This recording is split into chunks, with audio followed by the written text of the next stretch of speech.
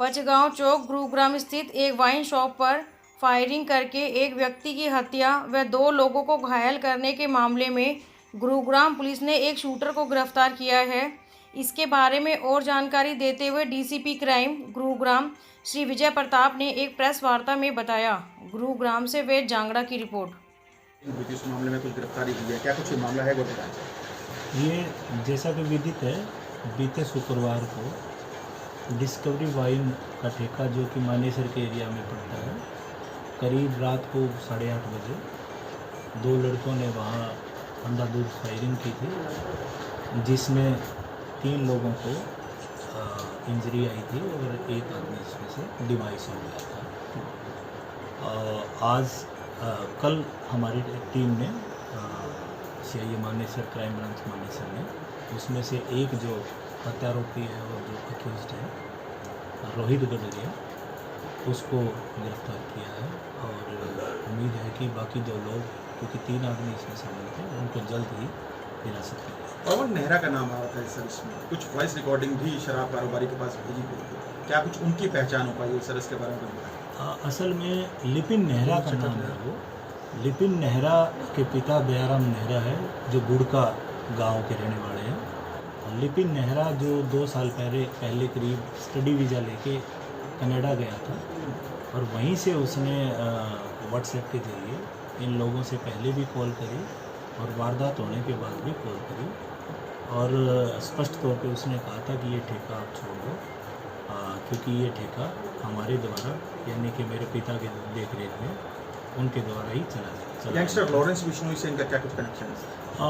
जैसे कि लिपिन नेहरा की बात करें तो उनका कनेक्शन जो पंजाब का चर्चित सिद्धू मूसेवाला जो मर्डर केस है, उसमें उसने 2 शूटरों को हथियार प्रोवाइड कराए थे और कहीं ना कहीं ये पता चला है कि ये गोल्डी ब्राड के टीचर हैं। पटौदी में भी इस तरह की वारदात को अंजाम दिया गया था सर। बीते साल 2 शराब कारोबारी की हत्या की गई थी, परमजीत और सुदीप ठाकुर। अभी पिछले महीने ही एक शराब कारोबारी को और धमकी दी गई थी कि पटौदी और फरूखनगर इलाके में ठेके लिए तो अंजाम अच्छा नहीं हुआ।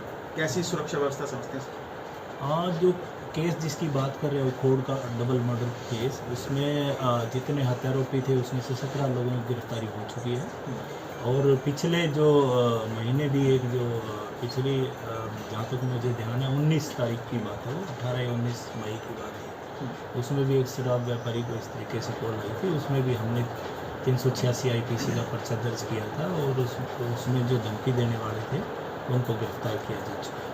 सर ये अपने मंसूबों में कैसे जुट गए हैं? इसके बावजूद शराब कारोबारियों को जिस तरह से धमकी दी जा रही है, वर्चस्व की जो जंग ये खेल रही है, क्या कुछ समझते हैं सर इसको? देखो, अगर आम आदमी की भाषा में अगर हम समझें तो आम आदमी को लगता है कि जो शराब या शराब की ठेकेदारी है वो सबसे आसान तरीका है पैसे कमाने का, और वो भी कैश पैसे कमाने का।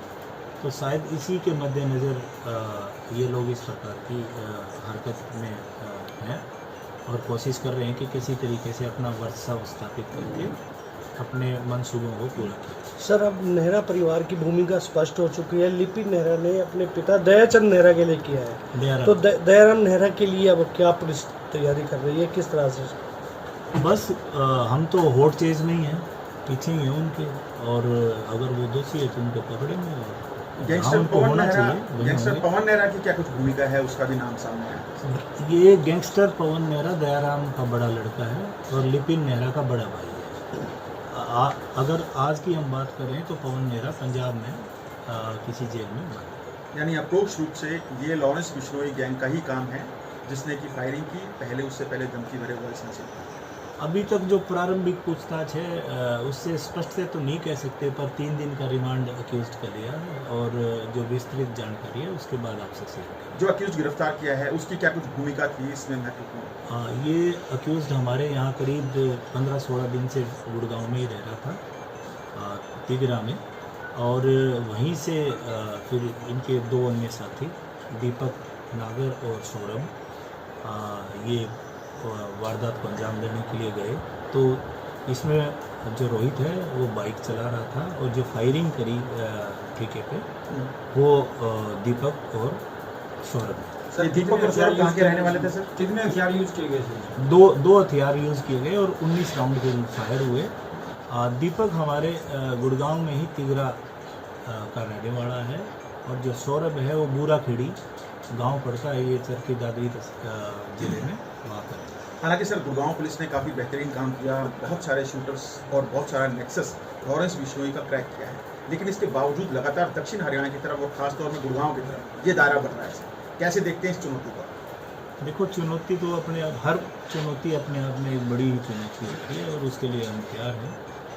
पीछे भी आपने देखा होगा कि 10 शूटर हमने पीछे पकड़े हैं, कुछ और चुनिंदा और भी नाम आए हैं जिन पे हम काम कर रहे हैं और एक और अभी ये पकड़ा गया है और जिन जिन लोगों का इसमें रोल मिलेगा वो कैसा भी